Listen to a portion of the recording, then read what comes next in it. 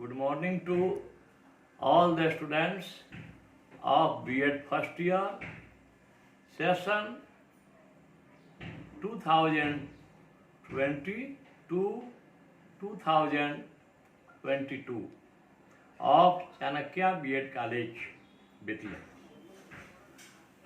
of Chanakya College of Education, Bettiya। आज हम लोगों को रविंद्रनाथ टैगोर की शैक्षिक उपलब्धियों के बारे में पढ़ना है, जो यूनिट 4 में आता है। महात्मा गांधी की शैक्षिक उपलब्धियों को हम लोग पढ़ चुके हैं जब ऑफलाइन क्लास होते थे। आज हम लोगों को रविंद्रनाथ टैगोर के बारे में पढ़ना है, जो यूनिट 4 में आता है। विश्वविख्यात गुरुदेव रविंद्रनाथ टैगोर, जो गीतांजलि काव्य के प्रणेता, विश्व भारती नामक उच्चतम संस्थान के संस्थापक, जिनका जन्म 6 मई सन 1861 ईस्वी को कलकत्ता में हुआ था। इनके पिताजी श्री देवेंद्रनाथ और माता का नाम शारदा देवी था। टैगोर परिवार अपनी प्रसिद्धि, समृद्धि, कला, विद्या एवं संगीत के लिए संपूर्ण बंगाल में प्रसिद्ध था। टैगोर को अपने पिता से देशभक्ति, विद्वता, धर्मप्रियता, साधना आदि के गुण उत्तराधिकार के रूप में मिले हुए। यद्यपि वे अपने सभी भाई बहनों में सबसे छोटे थे, परंतु उन्होंने अपने देश को यश से न केवल टैगोर परिवार वरन संपूर्ण देश को गौरवान्वित किया। इनकी प्रारंभिक शिक्षा मिशनरी स्कूल में हुई थी। बाद में उन्होंने नॉर्मल स्कूल में शिक्षा प्राप्त की। 1883 में इनका विवाह मृणालिनी देवी के साथ संपन्न हुआ, किंतु थोड़े समय में ही इनकी धर्मपत्नी का देहांत हो गया। इस कठोर आघात से गुरुदेव का हृदय चित्कार कर उठा, किंतु उनका कवित्व जाग गया। संसार ने उनकी योग्यता और कवित्व का आदर किया। गीतांजलि का अंग्रेजी अनुवाद पर उन्हें 1913 ईस्वी में नोबेल पुरस्कार प्राप्त हुआ और विश्व में प्रसिद्ध हुए।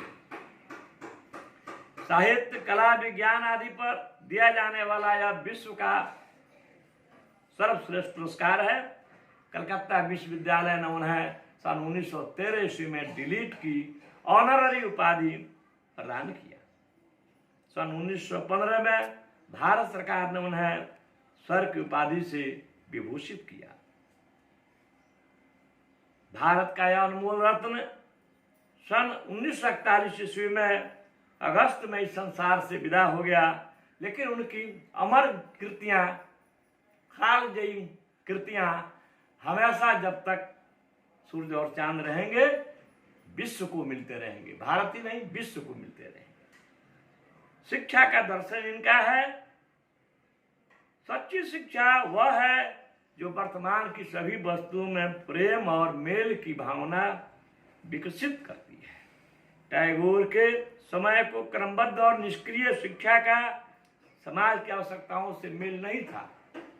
उस समय विद्यालयों में केवल पढ़ाई होती थी और बच्चों के लिए किसी भी खेल कूद वगैरह का व्यवस्था नहीं था। रटंत प्रणाली थी।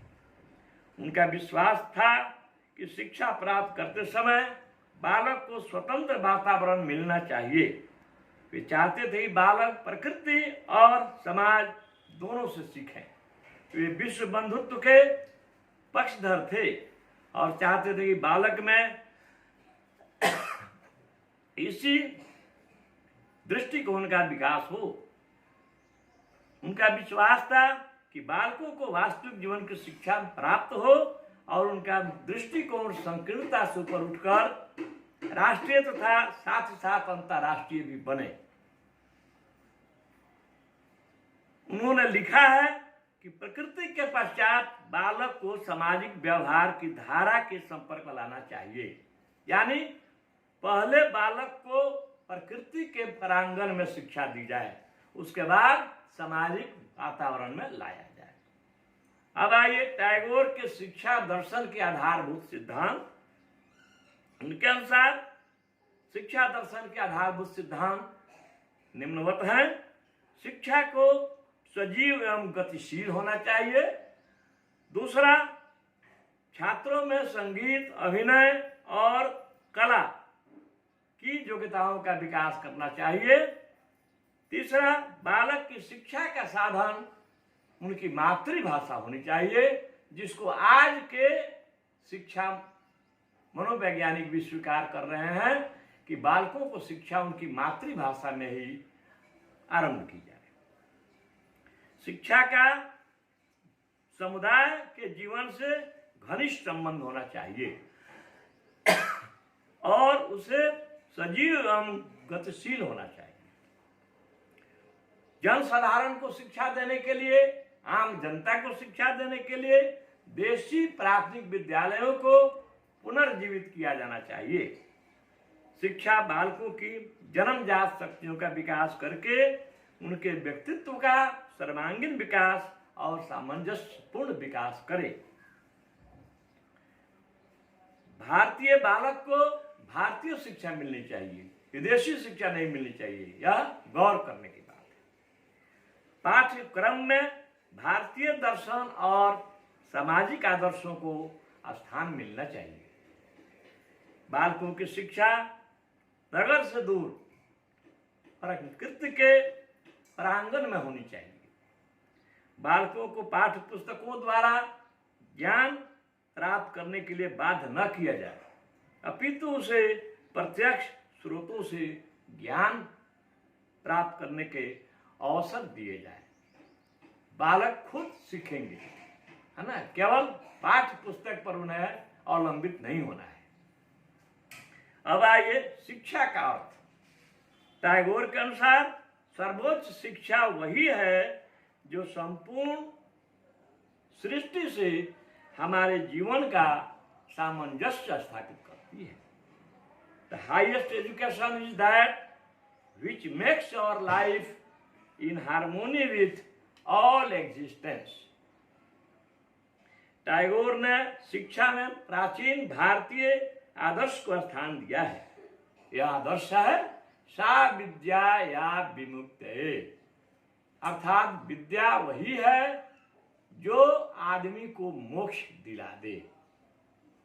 अब मोक्ष में है जीवन और मरण के चक्र से मुक्त हो जाना, इसको मोक्ष कहा गया है। लेकिन टैगोर का विश्वास था कि शिक्षा के द्वारा मनुष्य की सारी संकीर्णताओं से शिक्षा मनुष्य को ऊपर उठा दे।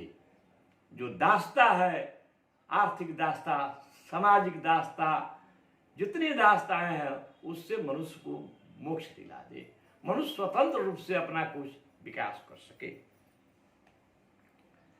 उनका कहना है कि शिक्षा न केवल आगमन से वरन संपूर्ण आर्थिक, सामाजिक, राजनैतिक और मानसिक दास्ता से भी मनुष्य को मुक्ति प्रदान करती है।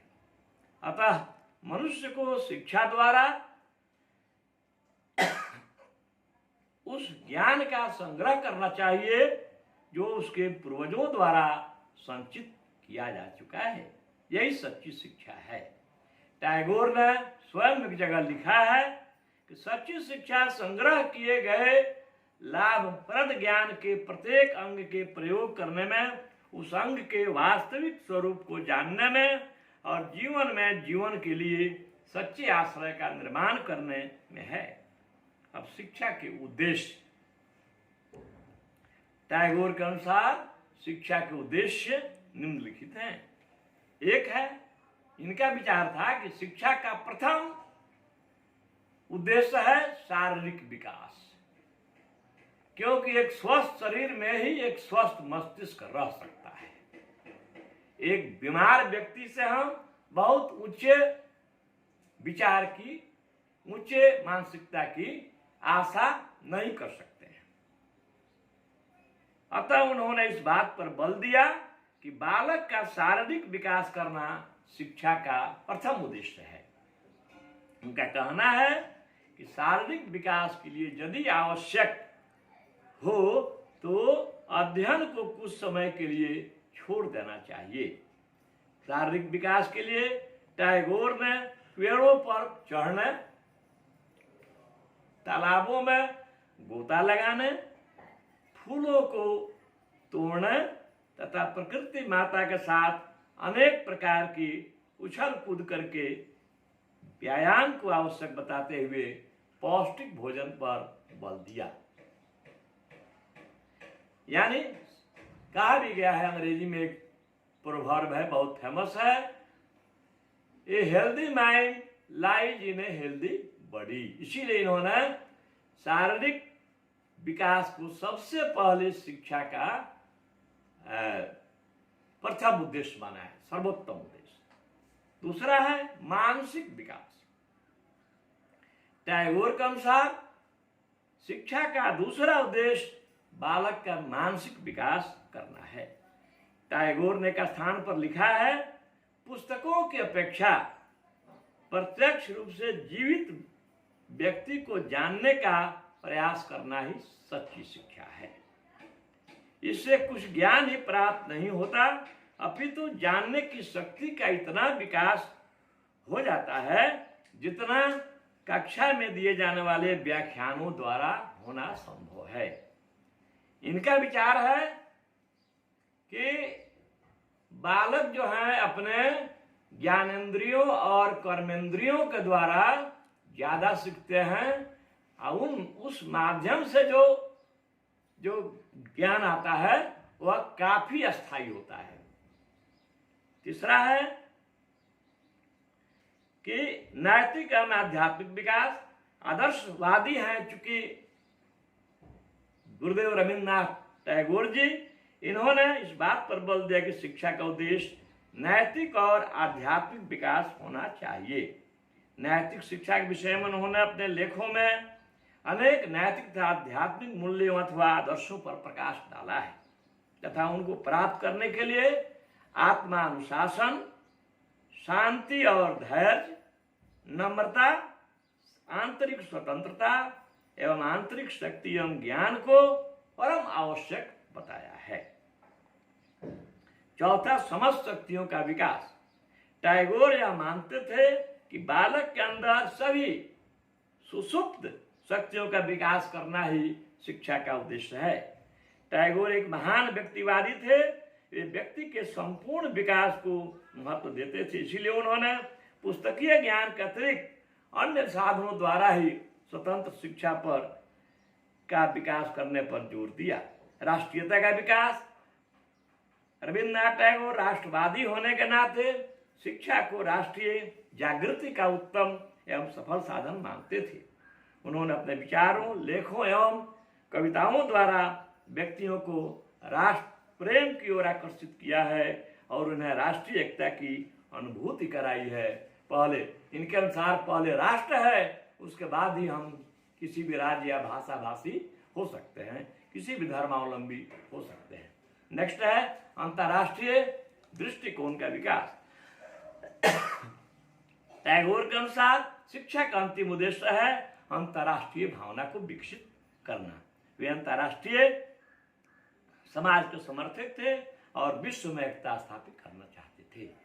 कल हम लोग शिक्षा का पाठ्यक्रम से फिर अपने इसको वर्ग को शुरुआत करेंगे।